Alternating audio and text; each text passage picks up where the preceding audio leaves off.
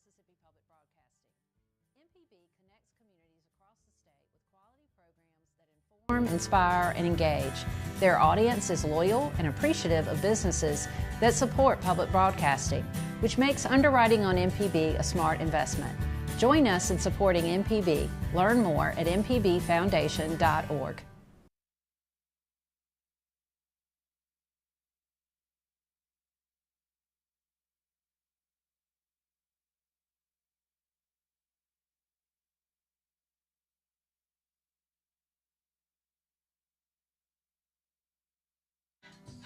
Let's get hot on Deep South Dining right here on MPB Think Radio. Malcolm White, Carol Palmer. It's going to be hot on the inside and it's hot on the outside. Ain't that the truth? Well, we're on a hot theme because Chef Ty Thames is going to be with us later in the show, so don't go anywhere. Ty is the owner-operator of a bunch of really cool things, including Restaurant Tyler, Ben 612, the guest room in Starkville, and he's also the creator and entrepreneur behind Mississippi Red Pepper Sauce, and he's going to join us after a short break. Carol, how have you been? Malcolm, I've been great, and you've been on vacation. I've been down to the beach, as we say, and man, did we eat well. We ate one meal out at Basmonte's in Blue Mountain, which is a favorite Always restaurant. My favorite. Asian-inspired. Used to be in Seaside many, many years ago, moved over to Blue Mountain. Great restaurant. Locals get a little tired of it because they don't change their menu, but, man, they do well. They do a really good job. Still got those tiger shrimp and, the red redfish. It's a grouper. It's grouper encrusted with, anyway, Basmonte's yes. In Blue Mountain, Florida. Other than that, we went to the seafood market and we cooked. And we ate shrimp, and we ate red snapper, and we ate lump crab meat, and we just had salads, and we just had a wonderful time eating and reading and just taking naps. Isn't that what vacations are all about? That is what vacation is all about. That's right. That's right. Let's see. You got a new member of the family. I do. Since our last show. I want to introduce Ace to the world. Did you bring Ace's photo? I have not brought Ace's photo. I may bring Ace next week. Bring Ace up here. Ace is a 15-week-old whippet puppy from Hopkinsville, Kentucky. And you drove up during I actually met halfway in Birmingham. So, okay. What a great food city. Of course, it was Monday night, and all the Chris Hastings and Frank Stitt restaurants were closed. But man, I had a good time. Ace had a good ride. What sort of auto companion was Ace? He was great. He's a very cool customer. Great. Well, good. I'm so glad that you have him in your life. I wanted to shout out to Malin McAdams for my first tomatoes of the season. He grew some Better Boys and some Creoles, and that was great. But yesterday I got the big load from the Patterson Produce from Canton. David and Melissa dropped off, and you have a bag there somewhere on your desk. Yes. Of your share of that. That was my first tomato sandwich. I had heirloom tomatoes. Those are the big Cherokee purples. Purple. Yeah. He also grows Better Boys. And then there's a few little. I was going to ask you. I love a banana pepper. Yeah, I do too. I do. What do you call? Is there a generic name for the small tomatoes that we sometimes call Tommy Toes and sometimes call cherry tomatoes? There's so many varieties. Plums. Well, I grow a lot of those because they appeared in the soil that I created with my composting. These tomato seeds were all in it, and I have them coming up all over in every pot in my hothouse, and so I've been really enjoying. There are 2 or 3 varieties. I have no idea where they came from. They've been a nice surprise, but David included a few of those in there as well. Let's see. First tomato sandwich. Have you had a tomato sandwich yet? I have indeed. Okay. I didn't want you to miss out on that. Kara made a great dish a night before last I wanted to share. It was a baked feta cheese with these tomatoes, these little baby tomatoes, baked into the feta cheese. And I guess you would say it looks like a casserole. It was really tasty. That sounds heavenly. Wonderful dish. She makes it from time to time. What about 4th of July plans? You got any of those?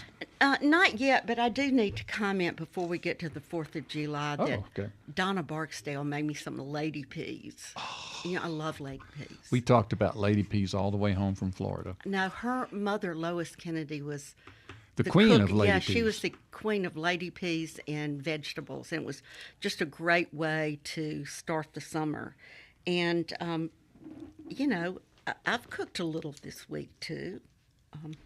I did a lovely harissa apricot chicken. It was, out of the New York Times, the little cooking website. Right. It was like one of their 20-minute recipes. It was delicious.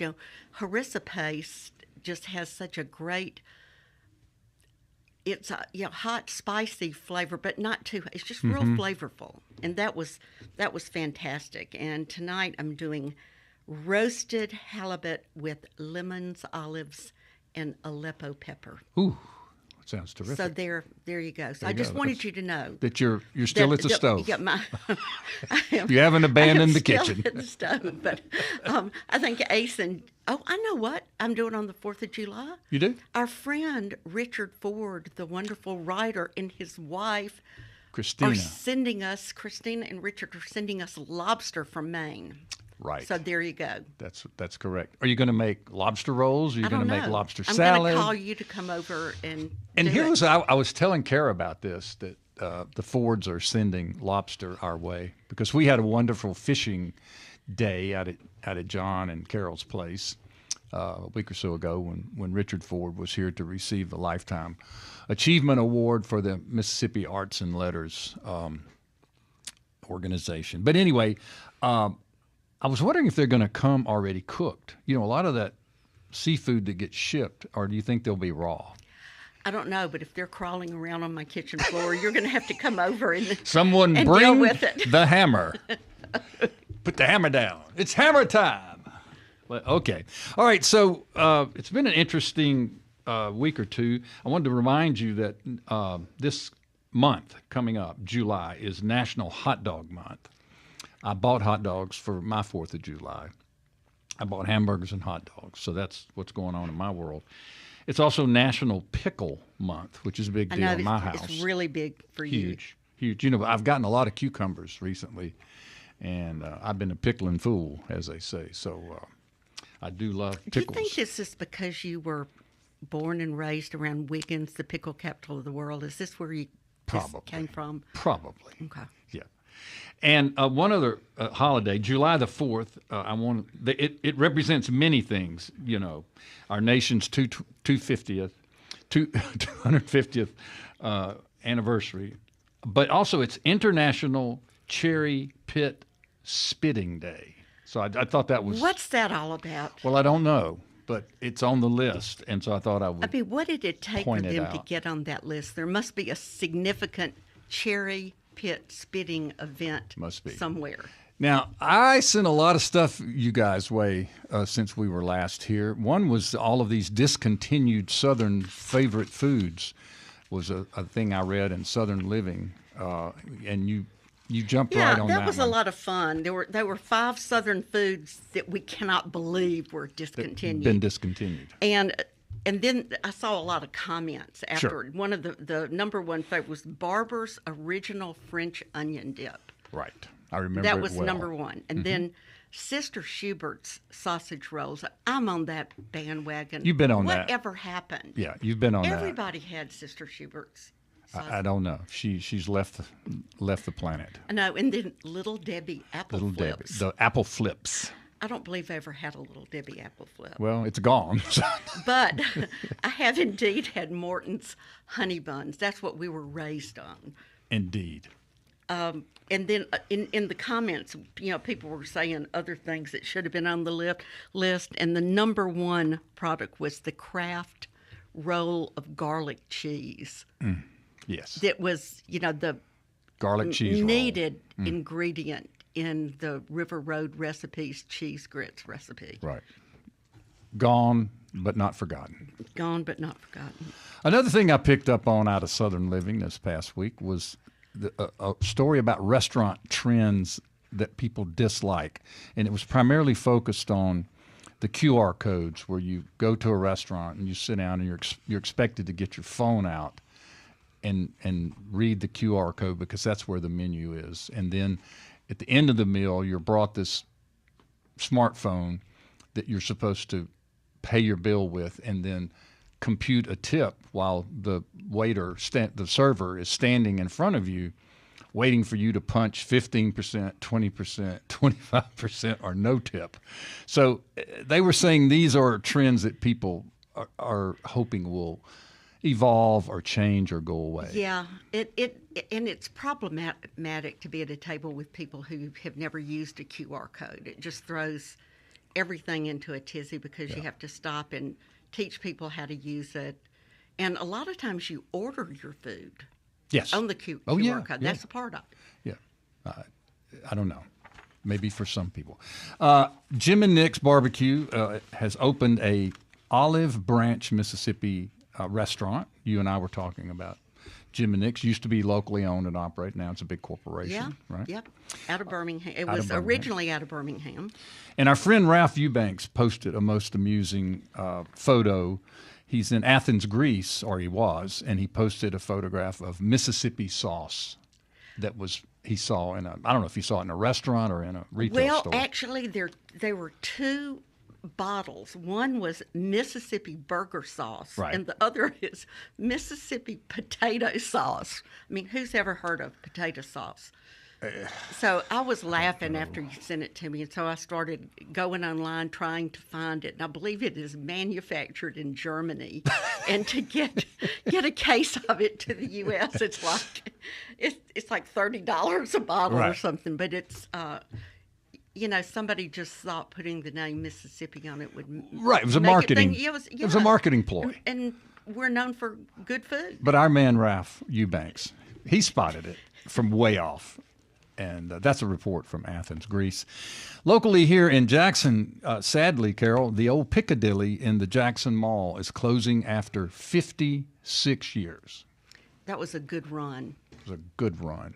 And there's been a lot of yammering and people yakking about why it's closing, and you hear every possible point of view in the world. But cafeterias are struggling in this economy, I would think.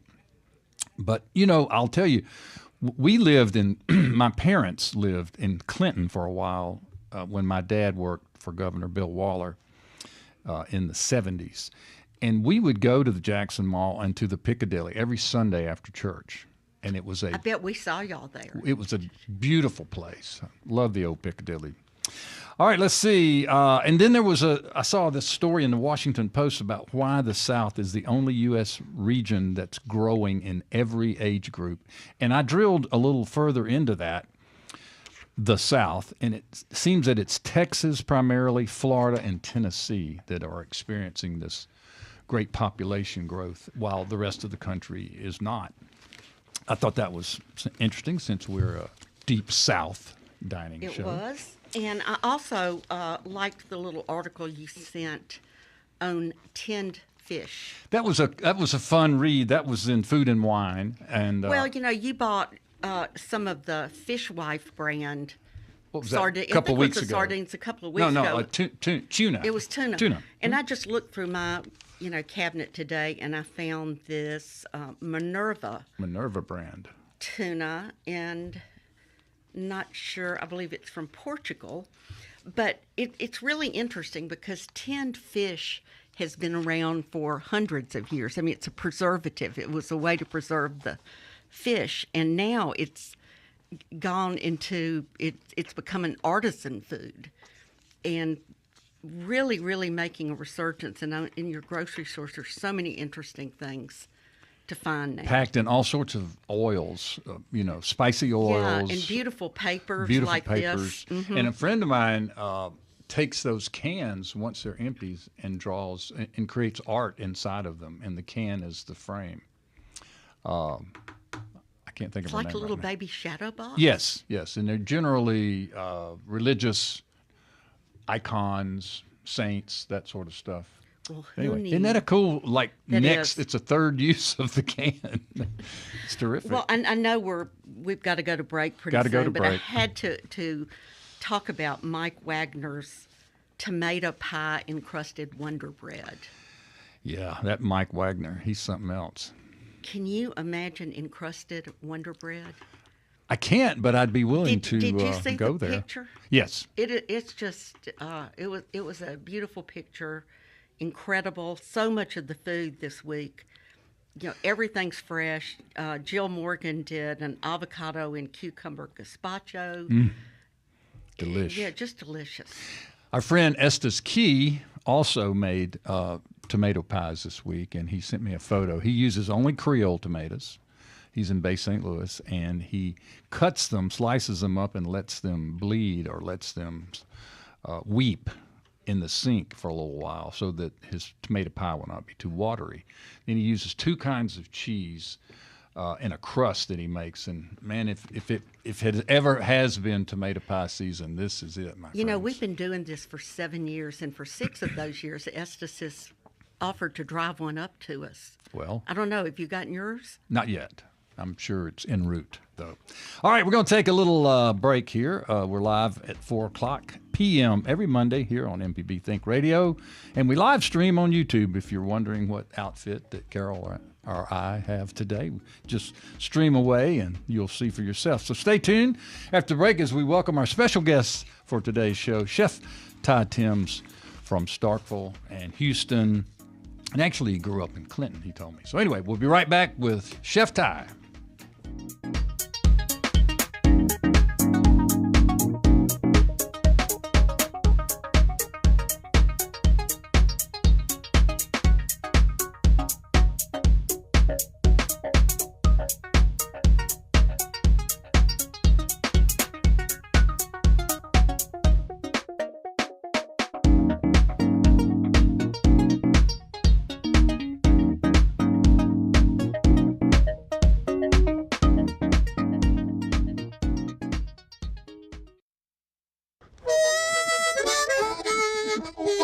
Hi, ladies and gentlemen. My name is Bobby Rush. As a blues man, I love Mississippi Public Broadcasting. If you support Mississippi music and their local programming, donate now, right now, and become a member today, not tomorrow. Thank you, thank you, thank you. Doesn't matter how big or small, but we prefer big. Thank you very much. School choice, rural hospitals, voter access. The 2026 Mississippi Legislature will impact you and your family for years to come. MPB brings you At Issue, a weekly analysis of the legislative session and the issues affecting you with perspectives from both sides of the aisle. Brandon Jones and new At Issue analyst Rebecca Staples join me, Wilson Stribling, every Monday at 5 p.m. only on MPB Think Radio and wherever you get your podcasts. MPB, your stories, our mission. Hatred destroys the one who hates. The others that you hated, go on about their business. Who care of us? So the legacy of Medgar Evers is an understanding of our own humanity and of our own responsibility of seeing that in other people. He is written out of history. He's just not included as Malcolm and Martin. To me, it's the 3 M's, and Medgar is right up there at the lead. Everlasting, Life and Legacy of Medgar Evers. Watch now on MPB Passport. Visit mpbonline.org for more.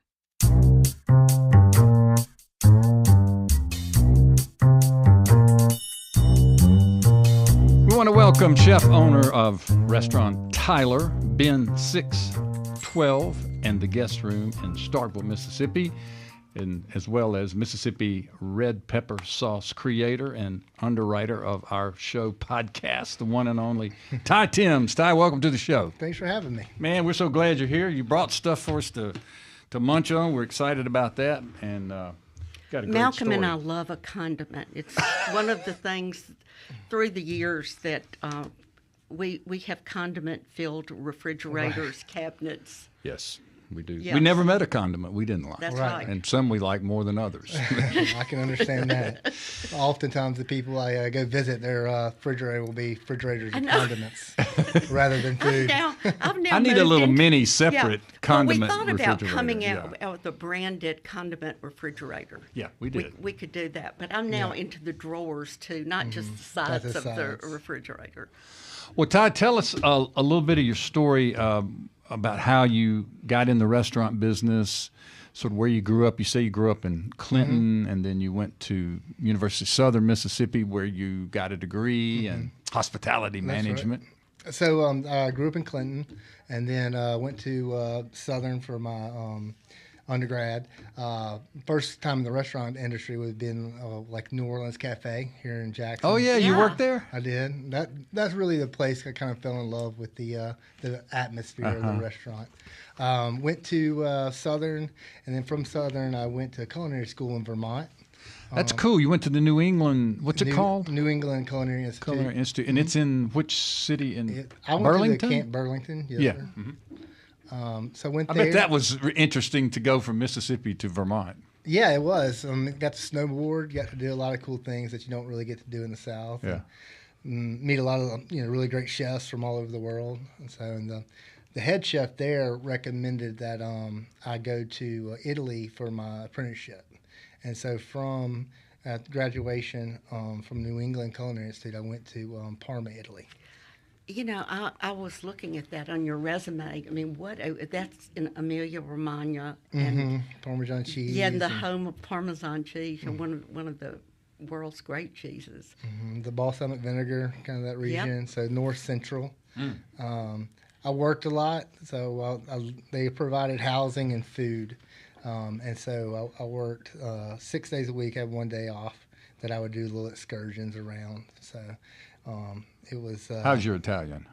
I'm terrible now, but 20 years ago, you could tell me what to do in the kitchen. You could take orders. Yeah, right. You learned. Yeah, I learned kitchen Italian. Yeah. But that area of Italy has its own really distinctive cuisine too. It's like the Million Way. There's a lot of history in the food world. So how long were you over there? So the apprenticeship was 800 hours, so it was like a 6-month apprenticeship. Gotcha. And then after my apprenticeship was over, I took some time and just traveled Italy because I only had the 1 day off. And so I took some time to kind of travel Italy and experience some of the other restaurants that they had to offer at the time. And then from there, I moved back to the States, and I worked in Washington, D.C. I got a job at the Ritz-Carlton in Georgetown property.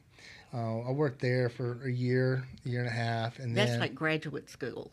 Right, that's like now you actually go to work and and learn stuff, right? Not just theory and all the things, but I did learn a lot in Italy, but it was very intense, a very hierarchy of. Well, I noticed that in one of your restaurants you have an event space. Yes. So I'm sure you're a master at events. After there's a whole art to it. It really is. So, yeah, we do at Restaurant Tyler. We have the upstairs, which is an event space, and we cater, weddings, any kind of fraternity, sorority, business meetings. Such. Nobody, the Ritz-Carlton is, ground zero for training on that. Right. It was real cool. It was like the city's oldest incinerator, and so at the bottom of the smokestack, they had like a big round table that they did private parties. A lot of famous people. Oh. Being DC, you got a lot of diplomats and people that came in that I got to cook for, so it was kind of neat.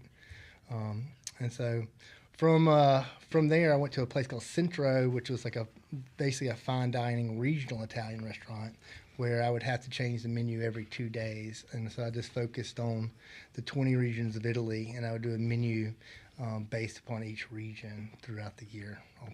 What was your attraction to Italian food? Anything in particular? Well, I originally wanted to go to Paris in France, and then my professor or the head of the school chef, he was French guy, and he said he told me that I should go to Italy. So I said, yes, chef, and I went to Italy. That's basically how that happened. So in D.C., you were there for a couple of years? Mm-hmm. I was there for 2.5 years, and then I had a phone call from my first year at Southern college roommate, and was telling me all about this spot in Starkville, and it was the happening area, and anyways, was he telling you about the district, or was he telling you about the downtown? He was telling me about Ben 612, that location. Ben 612, okay. Mm-hmm. And so he was telling me about that and just the area. And so basically I've always kind of been a yes man, and I was just like, if something comes up, I'm going to do it. And it's kind of spontaneous. And 2 weeks later, I packed my stuff up and, told the chef I was going to go with my own spot. And so I moved down with pretty much got rid of all my stuff except for all the cookbooks. So I had a Toyota Camry at the time, and it was kind of low riding with me and cookbooks coming back to coming back Mississippi. home. So Ben 612 was your first. That's right. So now, were you one of the original owners there, or was who were your partners when you? So it's me and my business partner Brian Kelly. Brian Kelly. It's always just been us two. Okay. And that was we opened Ben in 2005. And it's still going crazy. Strong. Right? We've evolved, it and expanded, and we through the help of the camps down there, we've now almost have the whole bottom floor of that building. And that was the former mayor. That owned that property. Dan Camp. He developed that area, and now his sons have taken over. Okay, very cool. And that's what they now call the Cotton District. That's correct. Yeah. And so Ben has more of the pizza, hamburger, so it's more casual like food. casual, kind of bar fare. And that was one of the reasons I kind of wanted to open Restaurant Tyler, is because Ben was like, from the get-go, it was really in the college scene, and it was more about that casual cheese fries. I mean, we sell, I can't tell you how many chicken cheese fries we sell. I saw on your menu is this whole section of cheese fries. Yeah, the headline is cheese fries. So that's like the big staple on our menu. And we have in the kitchen built a little spot where you walk up off the street and you can order kind of from the kitchen, and that allows us to kind of separate our floor plan with the ABC, and we can stay open later and serve until 2-3 a.m. in the morning. Wow! So do you primarily see a college crowd at Ben, or is it We do. Mixture? It's a mixture depending on the time of the year. So right now, you'll see a lot of more locals and families come because it's not as crazy busy, and the college kids are on break. So then you opened up Restaurant Tyler. So 3 years after opening Ben, we opened Restaurant Tyler, and that's more the farm-to-table regional fine dining restaurant where we do like kind of the meat and three for lunch, and then at dinner we focus more on the higher end, like farm to table, local regional cuisine with my interpretation of that, and that is heavily influenced by Italian cooking. And how often do you change that menu? We'll change that menu. Nowadays we change it 4 times a year, but we run a weekly chef tasting menu, which will change depending on what we can get from our local farmers. Very cool. Now, the guest room, is that like a speakeasy? Tell us a little bit about that. It is. It's a kind of pre-prohibition cocktail bar. Everybody calls it kind of speakeasy. It has that speakeasy vibe. You enter in from the back of Restaurant Tyler to an alley. There's no sign. It's just a light there. And the window, the door has a little window on it like a speakeasy would. And then once you do get into the bar, it kind of transforms the space into more of a pre-prohibition bar where it's like really nice brass bar, but really elegant. And how long have you had that? Since 2015. Okay. So we had to renovate that whole space, and that was quite the effort of getting the dirt and everything out of the basement by hand. We couldn't do any machines or anything. So it was So that's a historic property? It is. Yeah. The building was built in 1880. And we have all the problems of an 1880-year-old building, but we managed to make do with it. And Restaurant Tyler's also in an older... So it's the same building. Same building. Okay. The guest room is just in kind of the basement. It only has the entrance from the back side of the building into that little alleyway. Yep. So it's the same location. Well, I'm interested that you were talking about your Italian experience works into your menu, and I went looking for that to see how you did. These were the things I saw. Jambalaya pasta. So that's kind of a New Orleans, like a pastelaya. We'll cook it with with Italian sausage, and it's kind of cream based with a lot of seafood, shrimp. And then the lamb gnocchi looked pretty interesting too. So the lamb gnocchi would be made with sweet potatoes instead of regular potatoes, and we'll do a gnocchi made from those sweet potatoes. Then with lamb ragu, we'll get a local lamb, kind of butcher it all. Then we grind it up, make a kind of a bolognese with the lamb, and then we'll top it with like goat cheese mousse. It kind of melts into the sauce. Okay, I think Marissa's getting hungry. Yeah, well, there. the thing I'm believe very much getting hungry. I can see her nodding her head. I want to drive up for is the barbecued okra, and I want you to tell me, just really describe this barbecued okra. Okay, so that's like our most popular appetizer, and it's I just wanted to do something southern and different, and so we kind of cut the okra long ways, buttermilk, marinate it, and then fry it. And once it's done frying, we hit it with a barbecue dry rub seasoning, and that's basically it. And it's just with a nice remoulade. And it's really crunchy. Yeah, it's like Indian okra. It's the way Indians do okra, but instead of like chaat masala or something, he's using barbecue. What rub do you use? So we make an in-house rub. You make your own. That's right. And in Mississippi Red, I'll be developing some spice rubs and things under that brand. Okay. Okay, the okra rub is quite popular. So the what? The okra rub, the barbecue yes. rub. Everybody's always asking me, like, for that. Yeah. The recipe. Oh, and you're like, well, I hadn't created it yet. Right.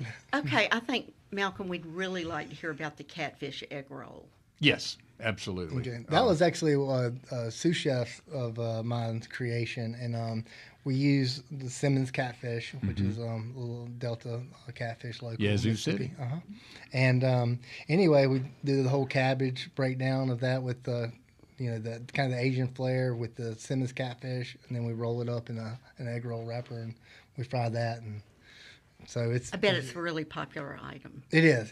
That's a really popular item. What kind of sauce do you serve with that? We do like a ponzu style sauce and a mustard. In-house made mustard sauce. Wow. On the bottom. Sounds delicious. I know. Sounds like there's a Starkville run. I think there kind is, of future Malcolm. here. Well, we want to save the whole Mississippi red pepper sauce story and tasting that we're going to do here when we come back from the break. But before we go, I wanted to ask you a little bit about your interest in wildlife habitat and the greater outdoors. I notice that has an important role in your life. Sure. So at the farm, I kind of focus on biodiversity and everything from, the honey and like kind of micro farming, if you would. I do a lot of wildlife management or gamekeeping, call it, for all the wildlife on the land. I'm a big hunter, so I really enjoy kind of incorporating that aspect into my dishes and kind of the way I live. So that habitat management, and it's kind of connects it all back to nature, and it's kind of spiritual for me. Yeah. And how many acres do you have? And this is around Houston, Mississippi. It is. Right? It's off Highway 15. I have like 250 acres. Oh my God! So I have a production kitchen that built in 2020 to do the hot sauce, and so that allows me to sell anywhere in the United States and have control over production. Do you have a separate staff that mans the production kitchen, I would think? Well, no, it's me and it's a buddy of mine named Matthew. We've been friends since 4th grade, so me and him will hit it up on the weekend, make batches of honey. So you do most of that on the weekend? I would, yeah, or Monday, Tuesday, or whenever I have the time. Whenever you can. And as the pepper sauce has grown, I'll now take 55-gallon drums down to like Panola, and I'll have them bottle it for me. Oh, okay. And that saves. It would take me a month to do. They can do it in an afternoon. Do you have a bottling operation there? Not at my farm. That's what Panola has one. That's correct. All right, let's take a break. We'll come back with Chef Ty, and we'll talk more about the Mississippi red pepper sauce, which is the underwriter of our podcast, and we're grateful for that. And for information about that, you can go to msredpeppersauce.com and read all about it and know where to find it. We have some here in the studio that we're about to dig into when we come back from break. So we'll be right back with Ty Thames and more Deep South Dining on MPB Think Radio.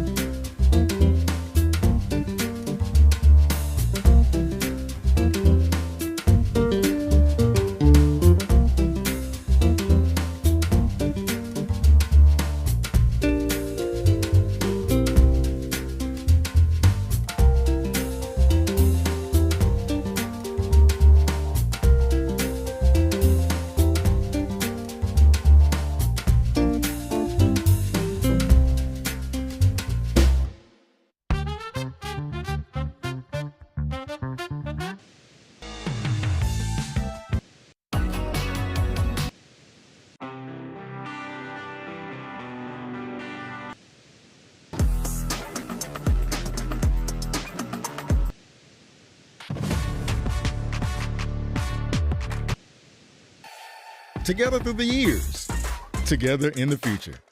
MPB, your stories, our mission. Hi, ladies and gentlemen. My name is Bobby Rush. As a blues man, I love Mississippi Public Broadcasting. If you support Mississippi music and their local programming, donate now, right now, and become a member today, not tomorrow. Thank you, thank you, thank you. Doesn't matter how big or small, but we prefer big. Thank you very much. Mississippi is a place of deep roots where every story matters and every voice can be heard. At MPB, we stand with our local communities, bringing you the voices of those who shape our state through local programming that reflects our culture across small towns to big cities, from the Delta to the coast. We tell the stories that define us, from the music that carries our voices to the leaders who inspire change. MPB brings you the heart of Mississippi, celebrating Mississippi one story at a time. MPB, your stories, our mission.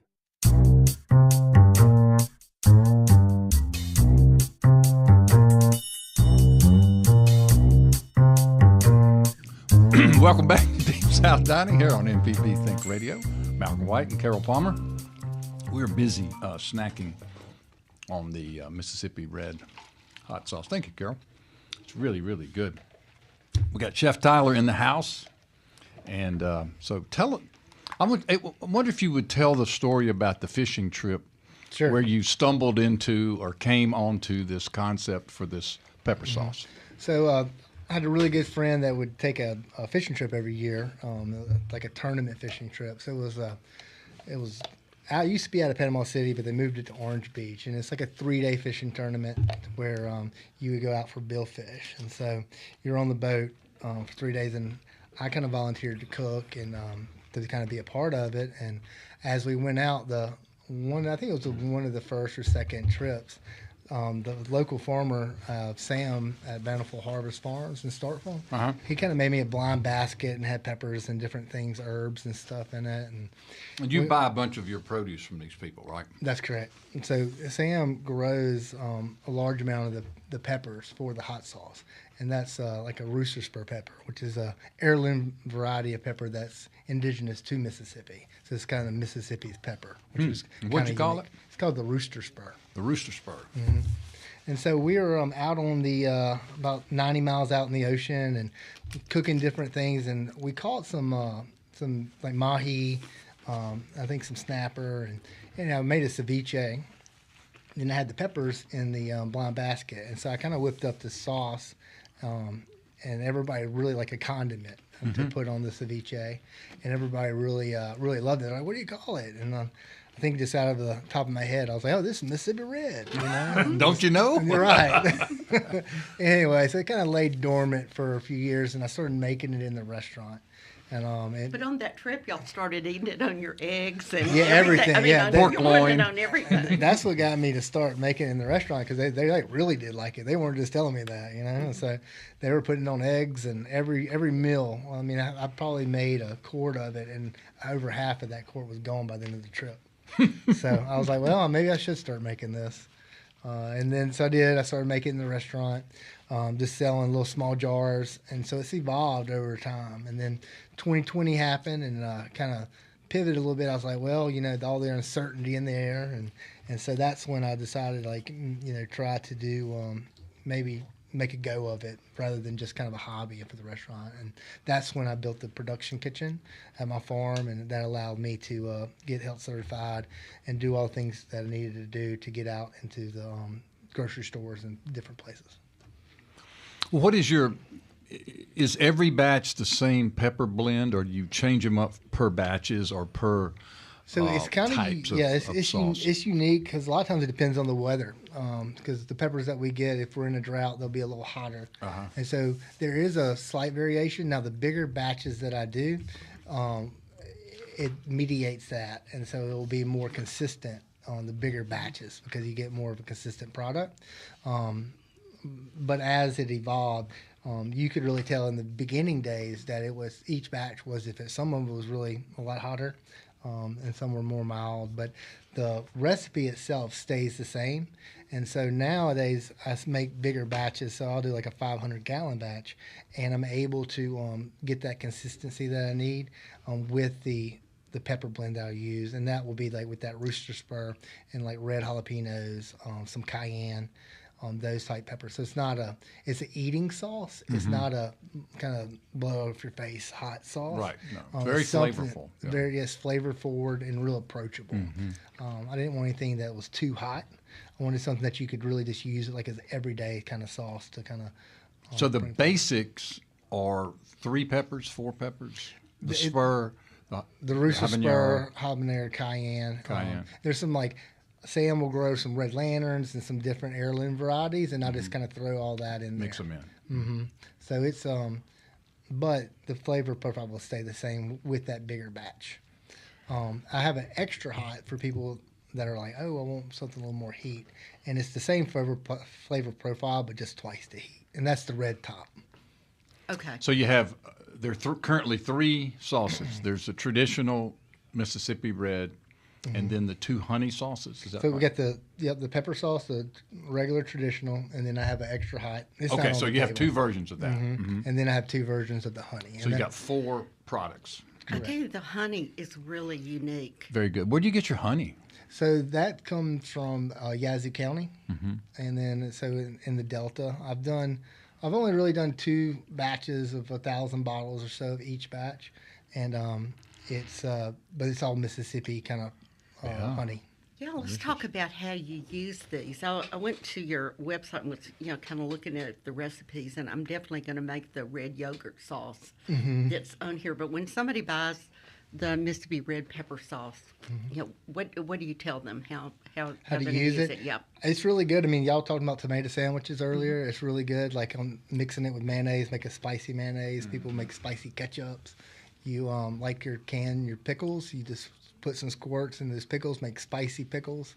There's a lot of different applications. I mean, from eggs in the morning. I personally like to cook with it. So red beans and rice is wonderful with. Any kind of bolognese, anything you want to bring a little extra heat and flavor to.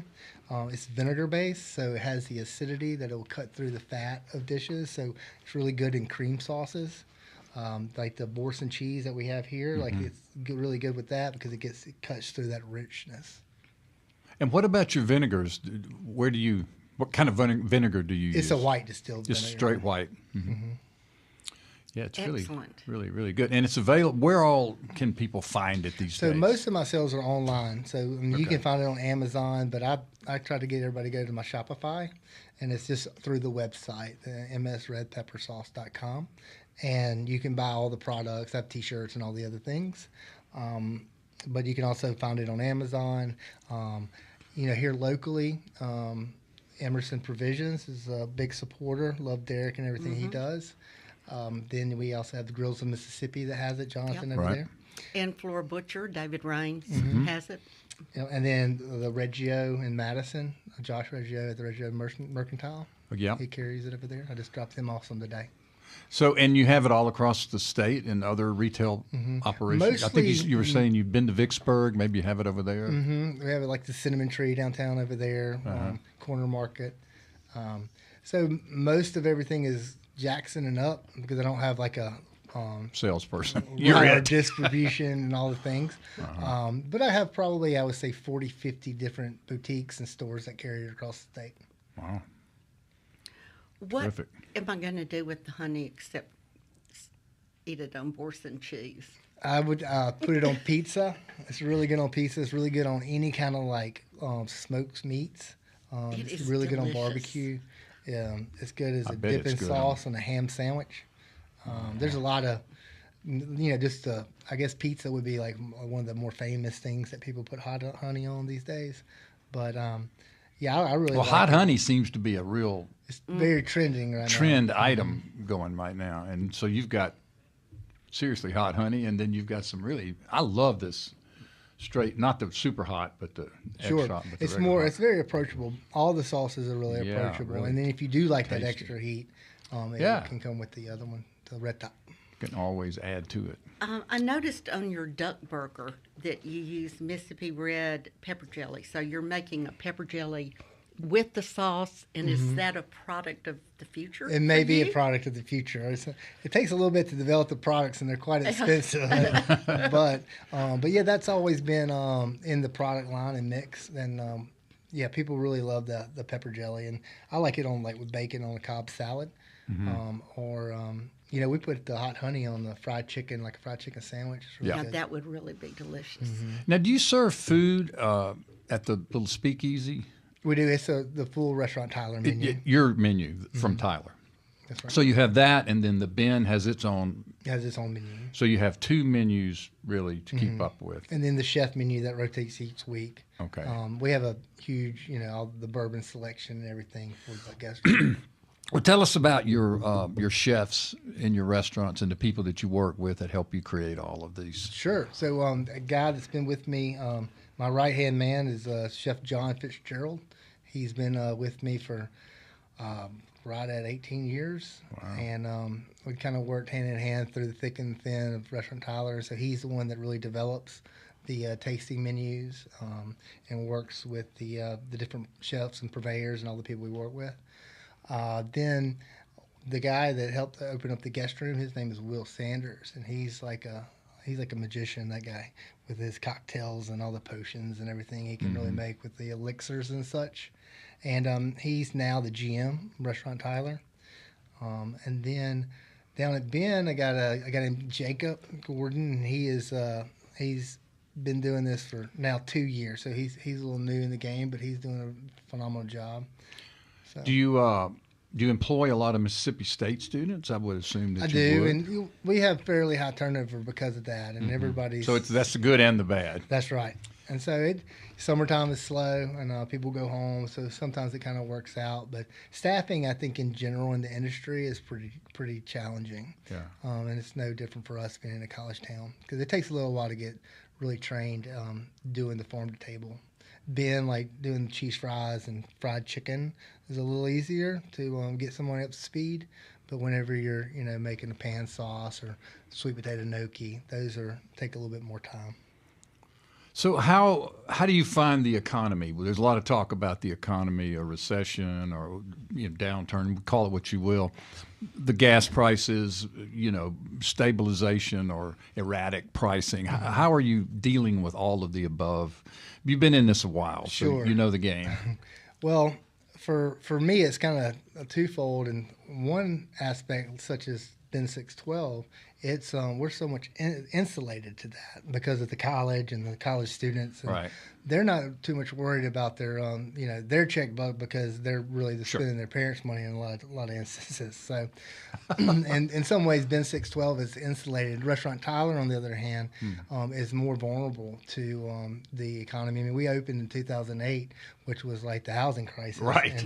And that was probably the worst time to open a restaurant. We got through it, but we did definitely feel the people pulling back on going out. And as of now, I mean, we just kind of keep our head down and keep trucking through it. But it definitely will have more of an effect or influence on the farm to table and the fine dining side of it. What about the struggling with the cost and keeping the menu prices? I mean, because you do change your menu fairly regularly, so you can deal with that.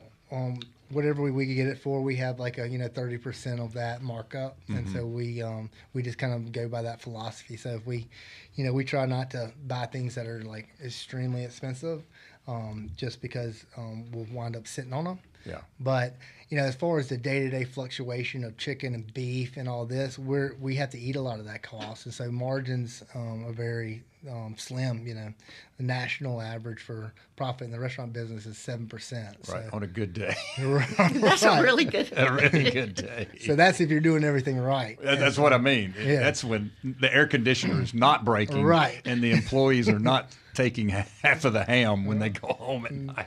That's correct. And so, I mean, you got to watch all those things, and we've been in the game, a long time, and have really good people. I mean, I won't lie, it's not a daily discussion, because it is. Yeah. We talk about every manager meeting, the food cost and, ways that we can, what specials that we can run to mitigate some of the damage of that.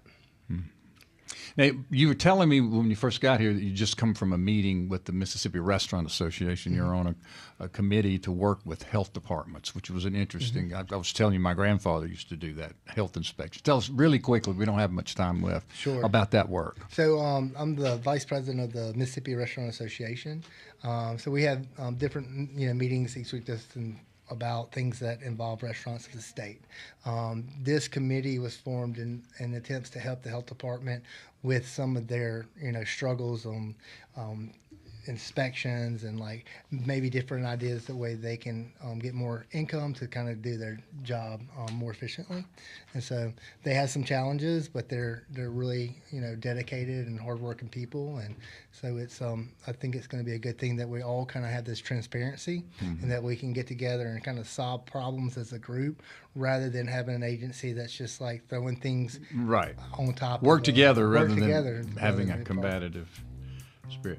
Well, Chef Todd, thanks for coming in, man, and thank you for underwriting our podcast. Mississippi redpeppersauce.com is where you can find out more information. Thanks for coming by and seeing us. We appreciate all that you do, and we're glad to have you. Well, thanks for having me.